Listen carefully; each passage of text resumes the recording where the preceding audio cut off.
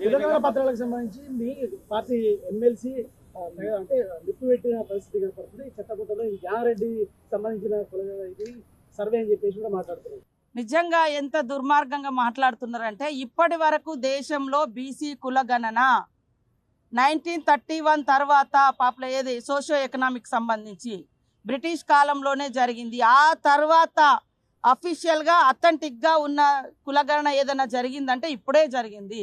అది ఇల్లు పోయి సర్వే చేసిర్రు. మరి గవర్నమెంట్ అధికారులను పంపించి సర్వేలు చేయించడం తగ్గింది. ఇక మా పార్టీ కాదా ఆయన డిసైడ్ చేసుకోవాలి. ఇప్పుడు నా బాధ, ఎందుకంటే నేను కూడా మల్లన్న కోసం చాలా కష్టపడ్డాం, పనిచేసినాం. పార్టీలో మాట్లాడాలనుకున్నప్పుడు పార్టీ లైన్లో ఉండాలి. లేదా మీకు డౌట్స్ ఉంటే ఇది ఎట్లా చేసినామని ఆయనని కూడా 2-3 మీటింగ్లో పిలిచినాం.